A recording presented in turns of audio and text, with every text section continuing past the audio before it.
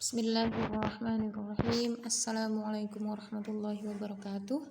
Alhamdulillah, pada video kali ini kita sampai di pelajaran ke-17, yaitu huruf H. H sama dengan H, sama H. Makhrajnya adalah pangkal tenggorokan. Jadi sama dengan huruf hamzah ya. Yang pelajaran pertama kalau nggak salah ya, lupa saya, sama dengan huruf hamzah makhrajnya. Namun sifatnya berbeda. Sifatnya yaitu hamas ya, udara mengalir atau nafas mengalir, ha ya, terasa ya. Cirinya hamas itu kalau kita letakkan tangan di depan mulut, kita ucapkan hurufnya, itu terasa ya, ada seperti hembusan angin ya, hembusan nafas. Kemudian rokhawah, mengalir suara, ha ya. Cirinya rokhawah itu kalau disukun suaranya masih ada gitu, bukan gitu, tapi Kemudian sifatnya lagi adalah istifal, lawan dari isti'la. Kalau isti'la itu yang biasanya huruf-huruf tebal itu ya. Kalau istifal pangkal lidah di bawah. Jadi istilah lainnya itu huruf tipis. Nah, kalau istifal itu istilah untuk pangkal lidahnya, apakah dia naik atau turun atau di bawah gitu maksudnya. Apakah dia di atas atau di bawah. Nah, istifal ini maksudnya pangkal lidah di bawah. Jadi suara yang dihasilkan itu tipis. Nah, jadi itu ada pada huruf-huruf tipis. Contohnya di sini adalah H. Baik, langsung kita praktekkan. Ha, kho, ba, ta. Ini saya sengaja bacanya putus-putus ya supaya jelas ya. Tapi nanti kalau praktek di rumah setelah putus-putus bisa langsung disambung seperti ini. Misalnya bahata, bahata, seperti itu boleh. Hazala, hasama, kaharo, ro. Ingat ya, ro di sini tebal. Hana'a. Nah, ini ada yang sama makhrajnya dengan huruf H, namun beda pada sifat-sifatnya. Kalau hamzah, ini hamzah ya, bukan alif ya. Karena alif itu selamanya tidak berharokat. Yang berharokat itu hamzah. Hamzah sifatnya berlawanan dengan H. Dia lawannya hamzah adalah jahar ya, sifatnya hamzah jahar. Kemudian lawannya rokhawah syiddah ya, sifatnya syiddah. Tapi sama-sama istifal ya, suaranya sama-sama tipis. Saya ulang. Ha na a, jahada, zahala. Hati-hati mengucapkan huruf za bukan da, bukan da. Lidahnya dilonggarkan, ujung lidah kan menyentuh ujung gigi seri atas. Nah, itu dilonggarkan, jangan sampai ditekan ya, jangan ditekan, tapi longgar supaya suaranya mengalir lembut, the ya, tanpa ada halangan. Zahala, sahawa, hadama, haro'a. Nah, di sini saya tambahi, tadi saya jelaskan huruf hamzah ya, sebenarnya sudah dibahas ya, tapi karena ini ada huruf yang satu makhraj, saya jelaskan sedikit untuk huruf hamzah dan H, cirinya. Kalau hamzah tadi hamas dan rokhawah, kalau H itu hamzah dan hamas dan rokhawah. Kalau hamzah itu jahar dan syiddah.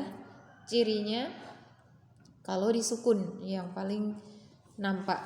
Kalau H disukun, masih ada suara nafas dan masih ada suara yang mengalir ya. Kalau hamzah disukun a.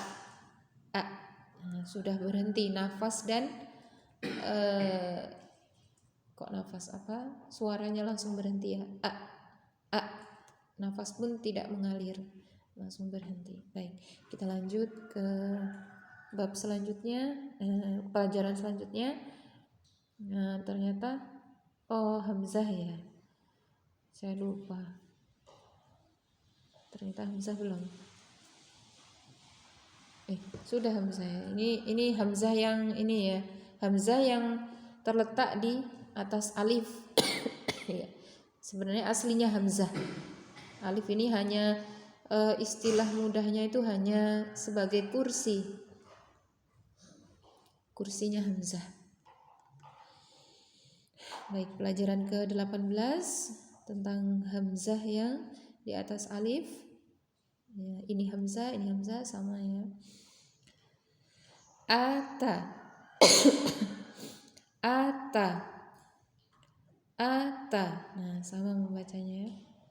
Tidak ada beda dalam membacanya. Asa. Asa. Adama. Hadza'a. Khoba'a.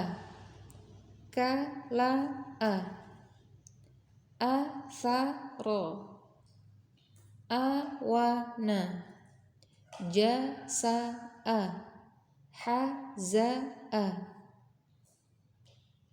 Abatasa. Jaha. Khoda. Zasa. Baik, kita langsung lanjut ke pelajaran berikutnya. Pelajaran ke-19.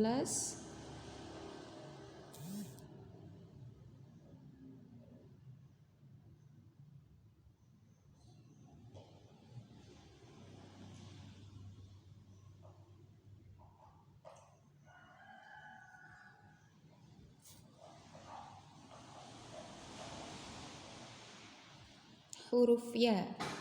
Huruf ya. Makhrajnya adalah sama dengan huruf jim dan shin. Shin belum ya kita ya. Huruf ya makhrajnya adalah tengah lidah bertemu dengan langit-langit mulut atas yang sejajar dengan tengah lidah.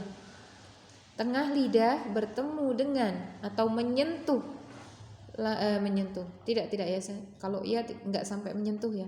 Tengah lidah dengan langit-langit atas yang sejajar dengan tengah lidah ya, tidak sampai menyentuh ya kalau huruf ya. Jadi masih ada jarak dengan langit-langit, hanya mendekat. Sifatnya jahar, tertahan nafas, ya, tidak ada hembusan atau aliran nafas.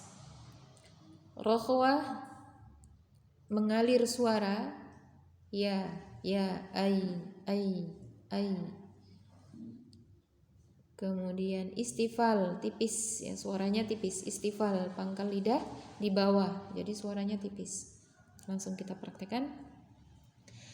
Bayata, ayama, saroya, hayaza, khoyala,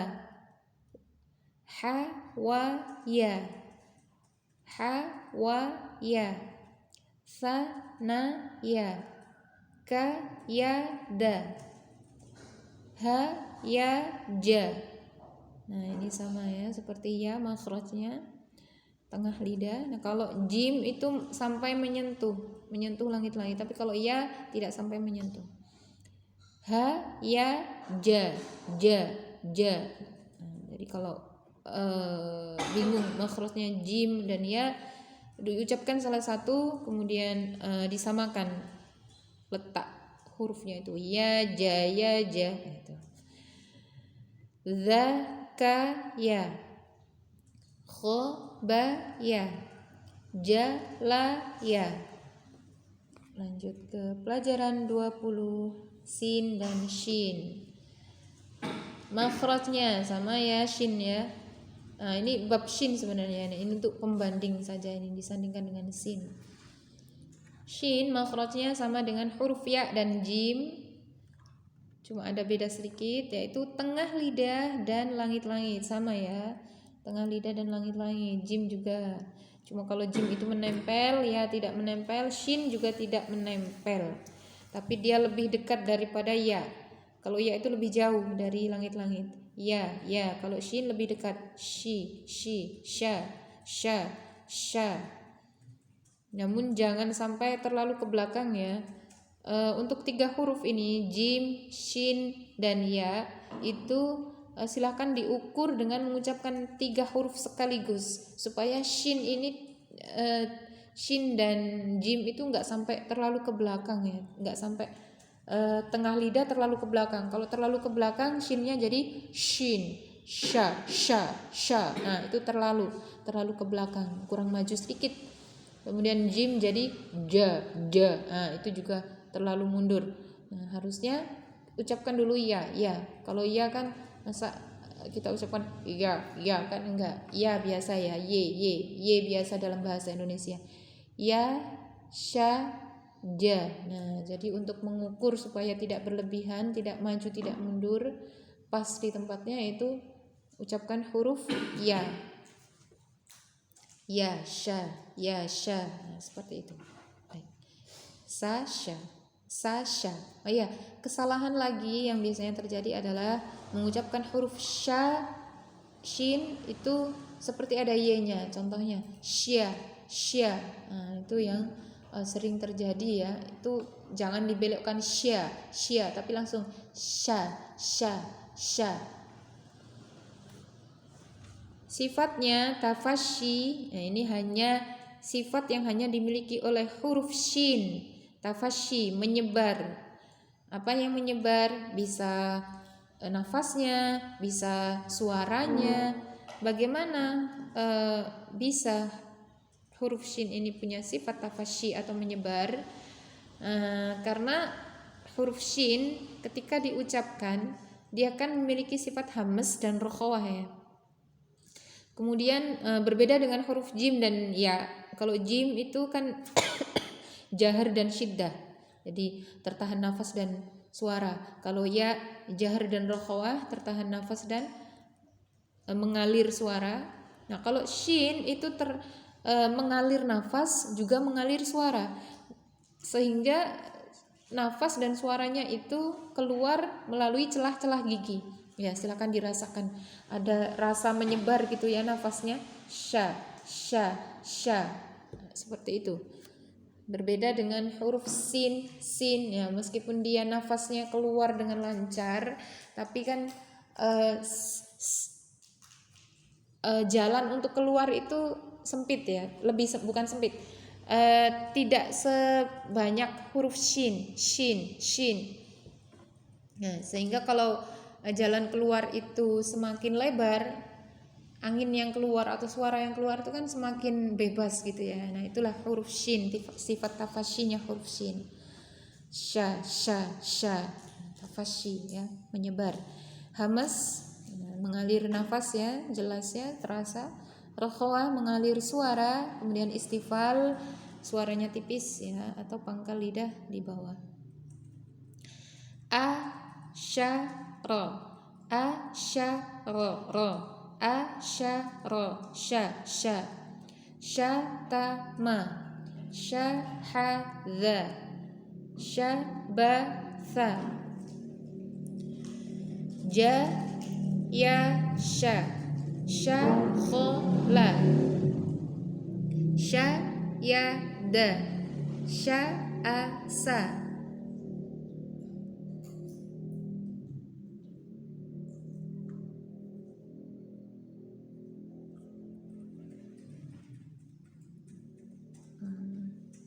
Ini agak sebentar kursornya.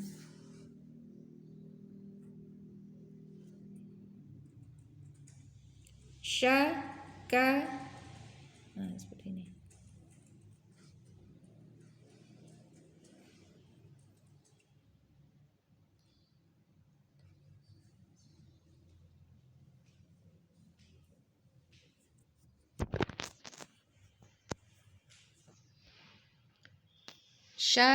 syakaka,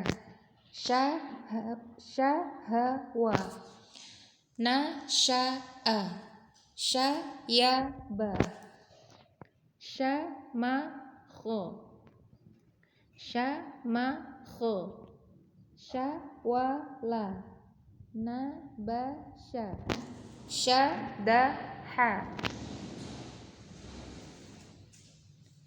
jasya'a, syatata, syadzara, nasyaza.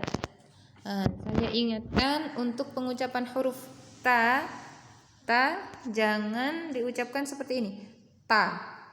Nah, itu hamznya berarti hampir tidak ada ya. Ta. Bahkan mungkin nggak ada ya. Tapi sedikit diberi hamz ta ya, aliran nafas sedikit ta. Tapi jangan berlebihan juga ta ya. Tapi cukup sedikit. Ta, bukan ta, juga bukan ta, tapi tengah-tengah. Ta. Nah, seperti itu. Syatata. Baik, untuk pelajaran untuk video kali ini cukup ya, pelajaran dari 17, 18, 19, 20 ya, 4 pelajaran. Nanti kita video selanjutnya kita sambung di pelajaran ke-21. Baik, semoga bermanfaat. Assalamualaikum warahmatullahi wabarakatuh.